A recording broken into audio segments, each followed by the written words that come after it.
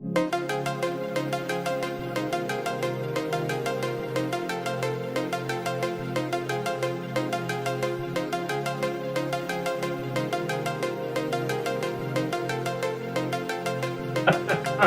אני אסביר לכם.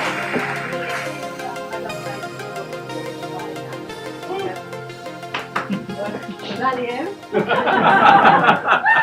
ובמסגרת העבודה מאוד קשה באקדמיה אנחנו מדי פעם צריכים לצאת ולנפוש קצת ולהכניס קצת אלכוהול לדם. במזלנו הטוב ג'יימס הייתה בירה, מבשלת בירה נהדרת באזור שקרוב לבר אילן, וגילינו הרבה שעות מאוד פוריות וקריאטיביות במבשלת הבירה שלו.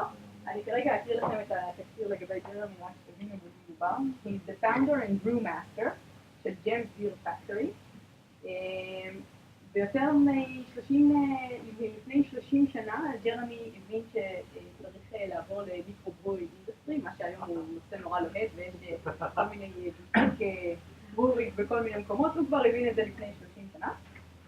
והוא החליט לעשות מיקרו-ברוי בישראל מתוך ציונות, רבותיי. כל הכבוד. שבו כל אחד יוכל לבוא, ליהנות, לא משנה מאיזה עדה, מאיזה רקע, מה הבעיות שלכם באותו יום, אתם יכולים לבוא ולהירגע אצלו. יש לו תואר ב-Culinary Arts and Hospitality from Florida International University, and advanced degrees in Culinary Sciences from University of California, Davis, and the Civil Institute.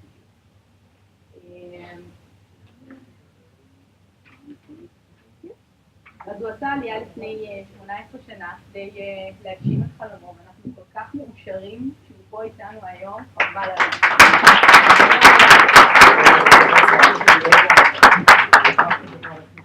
שכחתי את הדבר. Good evening, everybody. We're going to do this in English for Antonio because he hasn't finished his old pun yet. Okay, so we're going to start with a quick video. Let's hit it. Okay, I'm sorry, there's something super important here. Super important here. On behalf of all the Americans here, I want you to let you know that Jeremy was one of the first sponsors of an American tackle football team here. And people came not only to watch football, but to get stoned on his beer, which was amazing. It was strawberry flavored beer. Possible. Okay. Okay. So, we have a good round of applause for Jeremy. He brought tackle football that year.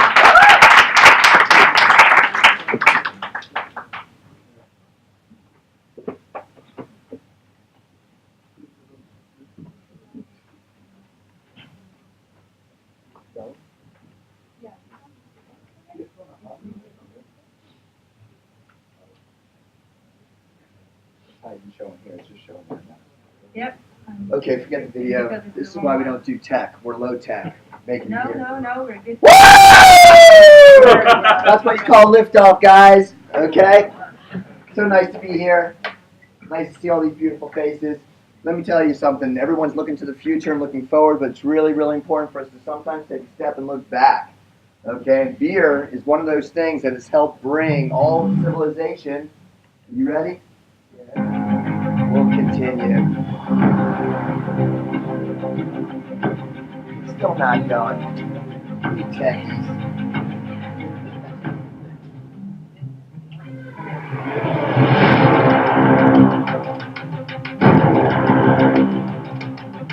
I don't need it.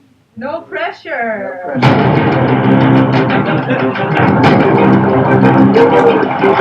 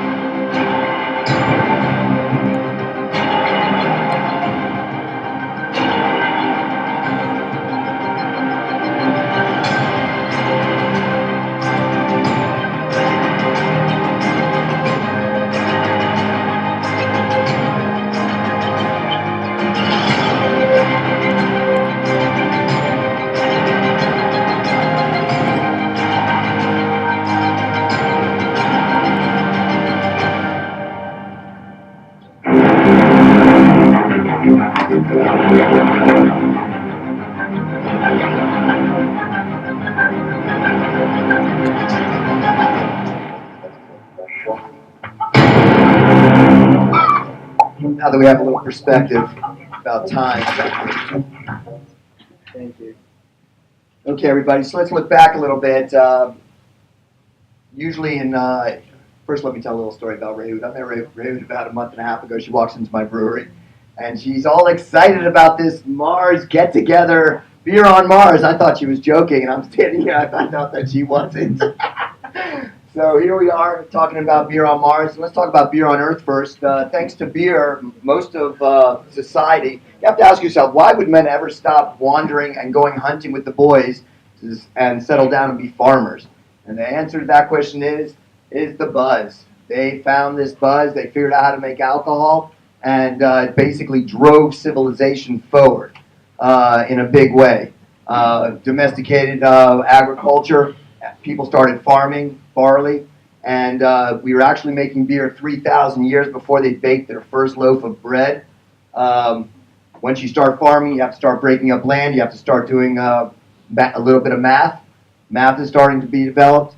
First book, the word lists, Mesopotamia, 160 words related to beer. Beer, okay guys, beer is where it all began. Once you have, now you have written language, and off we go running. People are using it. They actually paid all the slaves down in Egypt to with beer every day on a daily basis. Their rations were paid in beer. Very, very interesting. Modern science today. All of germ theory. Everyone thinks that Louis Pasteur was looking at why milk was spoiling. Everyone knows why milk is spoils. Everyone, how much closer to the dirt can you get when you're milking that cow? But the real question wasn't who was financing this this science was the brewing industry. Why can't my beer get from A to Z? Why is my beer spoiling? And when Louis Pasteur finally discovered bacteria, that was huge. But he took it one step further, and he asked the big question: okay, if bacteria is going to make beer spoil, maybe bacteria is making people spoil and get sick as well. And that's what science is all about, asking that next question.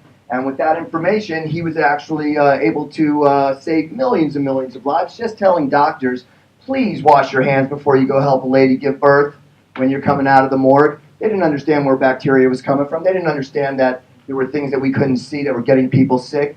Hundreds and hundreds of lives. Water. Imagine growing up in the Middle Ages. Water was not drinkable anywhere. You couldn't drink water. And the reason beer was basically, they were drinking 300 liters per person in Europe in the Middle Ages. It was a food source. It's always been a food source for everybody. And it helped build the United States. Coming over on the Mayflower, they ran out of beer, and instead of getting down to Virginia, where it's nice and warm, they ended up in Massachusetts. I'm from Boston. And I would have much rather, I'm sure, landed down south where it's really, really warm and cozy. And these guys got off their ship because they ran out of beer. They couldn't do anything. And what happened was they landed, and now they need to make beer again. And there's no barley. So what do? They use acorns. They decide they're going to use acorns. First three presidents, Washington, Jefferson, Adams, thank you, all brewers. Brewing has been was really the heart of the American of America. And it's so interesting because everyone wine gets all of this. It's so sophisticated wine, and we love to swirl it and smell it. And but beer never really. The full story of beer never really gets told. And I'm going to give you a few more interesting facts about beer. First refrigeration built by Miller Brewing Company in the United States moved civilization ahead in big leaps and bounds. Nice to be able to store food, meat, vegetables, whatever it might be, refrigeration, air conditioning. Thank you to the brewing industry. And we really have to thank lager beer for this, because lager beer, the difference between lager and ale beer is where the fermentation takes place in the tank. Ales like to ferment at the top of the tank between 20 and 25 degrees C. Lager yeast likes to work at the bottom of the tank between 8 and 12 degrees C. So in the winter time, you can make lagers, but as soon as it warms up in the springtime, you can't make lager beers anymore. With this new cold air, America exploded. The factories are pumping out this ice cold beer. People are loving it. What was the first factory ever built? What was manufacturing factory? Anybody know here?